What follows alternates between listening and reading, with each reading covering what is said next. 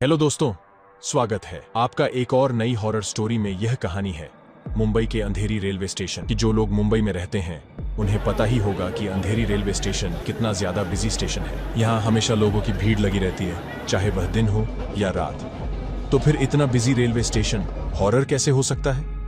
यही बात तो इस कहानी को सबसे अलग बनाती है। तो शुरू करते हैं। ये कहानी है शिवांश की। शिवांश सेल्समैन का काम किया करता था और अंधेरी डीएन नगर में उसका ऑफिस था। तो शिवांश का काम काफी सिंपल था। उसको ऑफिस टू ऑफिस जाना था और जाकर ऑर्डर लेने थे जो प्रोडक्ट उसकी कंपनी सेल किया करती थी उसके। और ये एक बहुत ही सिंपल सी 9 to 5 की नौकरी थी। और एक बार की बात है जब शिवांश को एक ऑफिस में जाना था एक बहुत ही बड़े ऑर्डर के लिए, और उसके बॉस से उसे सख्त ऑर्डर मिले थे कि इस ऑर्डर को लिए बिना वापस मत आना। यह ऑर्डर हमारी कंपनी को किसी भी हालत में चाहिए, चाहे कितना भी टाइम लग जाए, डील को फाइनल करके ही आना है। और शिवांश उस ऑफिस में पहुंच गया और वह एक कॉल सेंटर था। वहां पर लोग बहुत ही ज्यादा बिजी रहते हैं। कोई किसी की तरफ देखता भी नहीं और ना किसी से बात करता, बस अपने काम में बिजी रहते हैं। और शिवांश वहां पर बैठा बैठा इंतजार कर रहा था। वह बहुत ही ज्यादा बोर हो रहा था। और जो शिवांश का ऑर्डर कंफर्म करता वह मीटिंग में बहुत ही ज्यादा बिजी था।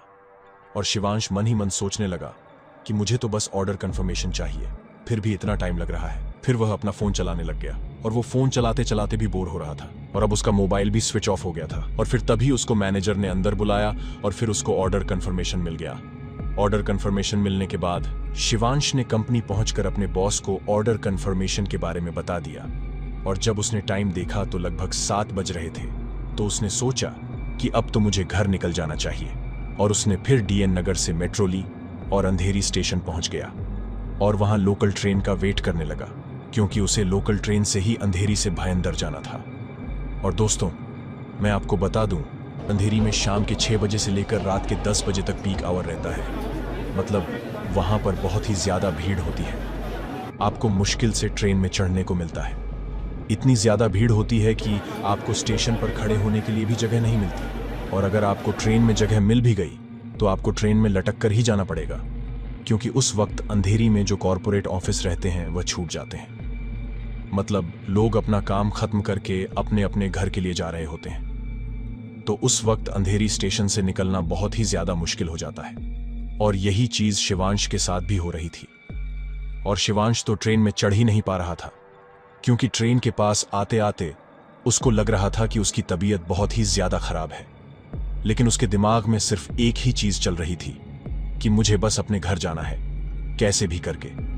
लेकिन अभी वह यही सारी चीज देख रहा था कि ट्रेन में इतनी ज्यादा लोग हैं कि पैर रखने के लिए भी जगह नहीं है। फिर उसने सोचा कि मेरी तबीयत इतनी खराब है तो मैं थोड़ी देर यहां पर इंतजार कर लेता हूं, थोड़ा आराम कर लेता हूं। जब ट्रेन में भीड़ कम हो जाएगी तब चला जाऊंगा। और दोस्तों, शिवांश की बात भी असल में कुछ गलत नहीं थी, क्योंकि ऑफिस आने और छूटने के टाइम में इतनी भीड़ लोकल ट्रेन में होती है तुम अंदाजा भी नहीं लगा सकते। ये समझ लो कि अगर तुम एक बार ट्रेन में चढ़ भी गए तो फिर अपने स्टेशन पर उतरना भी मुश्किल हो जाता है।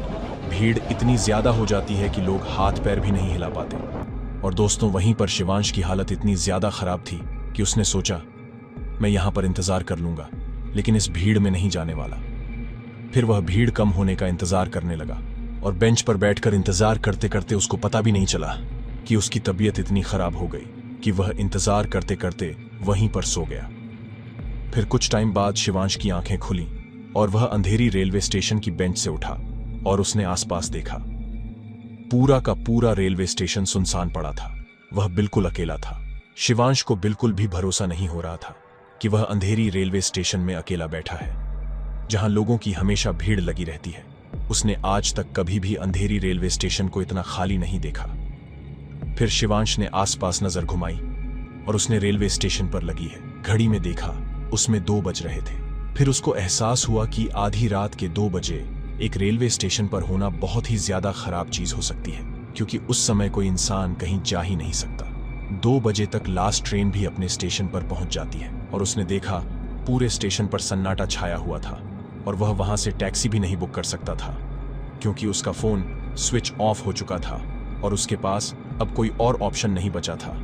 और अब शिवांश ने सोचा कि 2 बज ही गए हैं और अब कुछ ही घंटे बाकी है। 4 बजे फिर से ट्रेन शुरू हो जाएगी, तो इतनी देर इंतजार ही कर लेता हूं। फिर उसने सोचा कि अभी के लिए मैं बेंच पर जाकर सो जाता हूं। और फिर वह अभी के लिए एक बेंच पर जाकर बैठ गया। और असली कहानी अब शुरू होती है। वह जैसे ही उस बेंच पर जाकर बैठा, उसे ऐसा एहसास हुआ कि कोई तो उसको पीछे से घूर कर देख रहा है। उसके ठीक पीछे एक पिलर था और उसे बार बार पता नहीं ऐसा क्यों लग रहा था कि कोई तो उसे उस पिलर के पीछे से झांक झांक कर देख रहा है। शिवांश ने पीछे पलट कर देखा, लेकिन उसको वहां पर कोई भी नहीं दिख रहा था। और अब लगभग 5 मिनट गुजर चुके थे, लेकिन शिवांश को अभी भी ऐसा ही लग रहा था कि जैसे कोई उसको पिलर के पीछे से देख रहा है। फिर शिवांश ने घबराते हुए हिम्मत की और वह पिलर के पीछे गया और उसने देखा कि वहां पर कोई भी नहीं था। उसे थोड़ी सी राहत मिली। फिर उसने सोचा कि शायद यह उसका वहम है। फिर वह वापस बेंच के पास जाने लगा जहां पर वह बैठा था। तो अचानक उसने देखा कि वहां पर 3 लोग बैठे हैं और वह तीनों के तीनों आदमी थे और वह तीनों के तीनों रेलवे ट्रैक की ओर घूर घूर कर देख रहे थे। और शिवांश उनके पास नहीं गया। उसे कुछ तो अजीब लग रहा था। पता नहीं क्यों वह तीनों लोग उसे बड़े ही अजीब लग रहे थे। फिर शिवांश ने दूसरी खाली बेंच देखी जो कि पत्थर की थी और उसने सोचा कि मैं यहां पर आराम से सो सकता हूं। और शिवांश वहां पर जाकर लेट गया और वह लेटा हुआ था। और कुछ ही मिनट बाद वह सुन सकता था कि वह लोग बैठकर कुछ तो बातें कर रहे हैं, बहुत ही अजीब तरीके से। लेकिन शिवांश ने सोचा कि मुझे तो थोड़ी देर इंतजार करना है। तो वह सब बातों को इग्नोर करते हुए सोने में अपना ध्यान देने लगता है। लेकिन कुछ ही देर बाद वह सिर्फ बातें ही नहीं कर रहे थे, वह तीनों लोग मिलकर रो रहे थे, चीख रहे थे और फिर से रोने लगे। और देखते ही देखते उस पूरे रेलवे स्टेशन में रोने की आवाज गूंजने लग गई थी। अब शिवांश को डर लगने लगा, लेकिन वह आंख बंद करके लेटा रहा।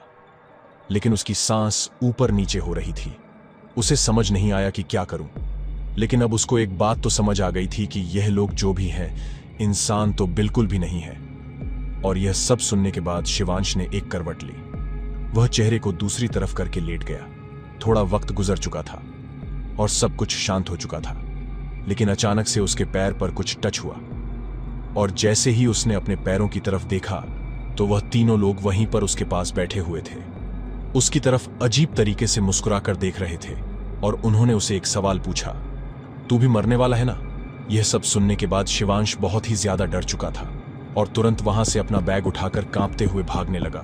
और वहां से भागते भागते उसने रेलवे स्टेशन पर लगी घड़ी को देखा तो वह देखकर चौंक गया। उसने देखा कि उसमें अभी भी 2 ही बज रहे थे।